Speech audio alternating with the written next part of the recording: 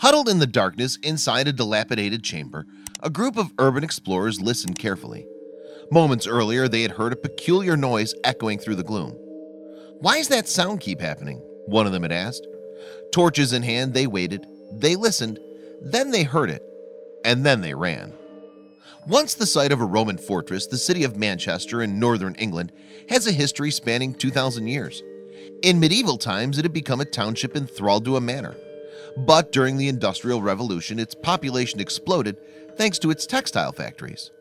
Consequently, Manchester was the world's first industrialized city. So it's a place with history and spooky subterranean secrets too. In August of 2018, an urban explorer called Nightscape traveled to Manchester to try and uncover some of those secrets. Also known as Harry Gallagher, Nightscape is a daredevil from Barkingside in East London. He made his name on social media by scaling tall buildings and cranes, including towering skyscrapers in London's financial center. Ostensibly, he seems fearless, but something about Manchester's underground city took him to the edge. "We've met up with someone from Manchester who's informed us about an underground city," Nightscape said in a video published on his YouTube channel on August 31st, 2018. "It's completely abandoned. We're going to make our way and we're going to go and explore this underground abandoned city underneath Manchester. I'm not going to lie, it's going to be spooky." The entrance to the city was an inconspicuous manhole in downtown Manchester. Its cover was easily removed with a crowbar. Standing around the open hole, contemplating their descent, Nightscape and his crew appeared to be nervous.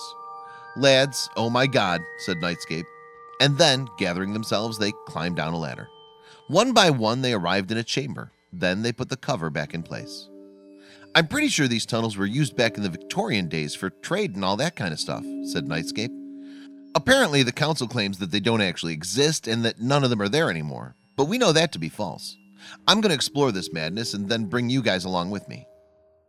Climbing down a flight of stone steps, Nightscape and his crew arrived in a brick-built structure with vents and cables slung along the upper walls.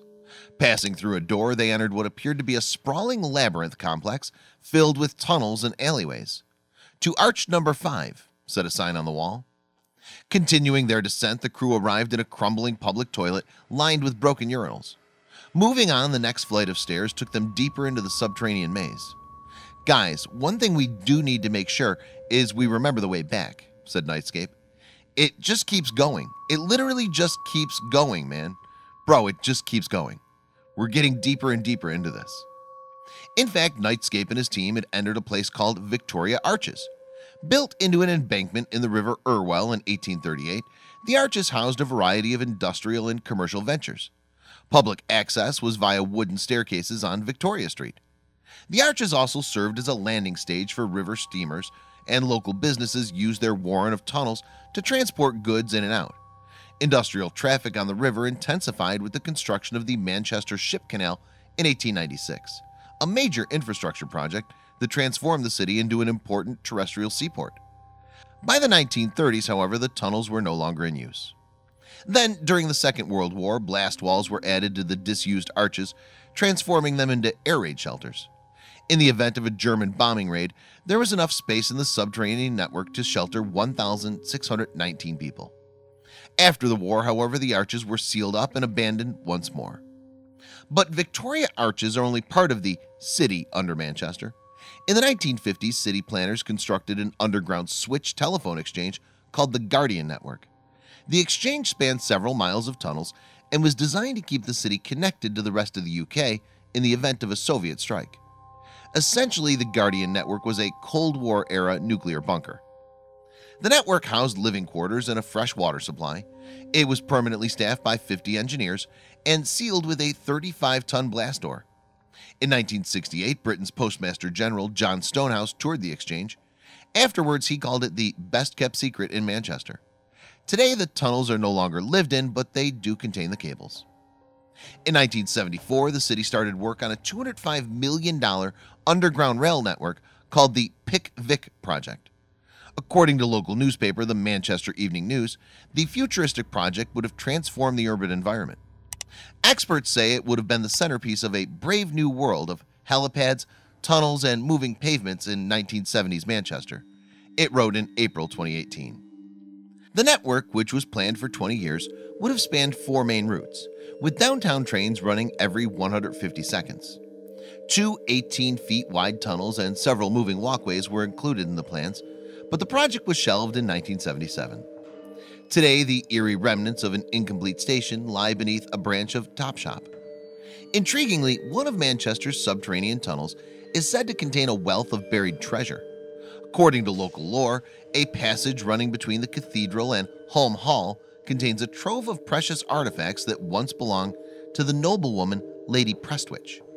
She informed her son, Sir Thomas Prestwich, Lord of Holme, about the cache, but then lost her voice and died before she could reveal the exact details of its whereabouts.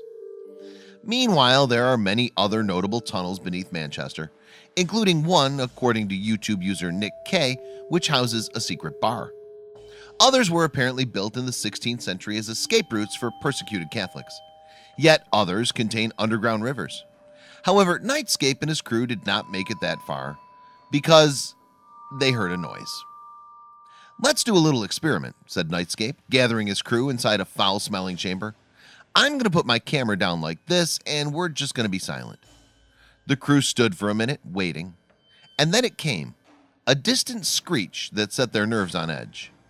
"That was a serious scream," said one of the crew. "It sounds like a demon. It sounds like a demon," said Nightscape. Once more, they put down their equipment, stood still, and waited. Again came the sound. And this time the crew began running for the exit. "Let's get out of here, mate. That one was too much," said Nightscape. "When you're in here, you can literally feel it, like that's how loud it is." Subsequently, one by one, the crew clambered to the surface. "The thing is, I'm not scared of haunted houses," said Nightscape, explaining himself. "The thing is, we all have an edge. Some people meet their edge at the top of a tall building. Nightscape met his edge in a tunnel under Manchester. We all have an edge. We all meet our edge. It's a simple question of when and where."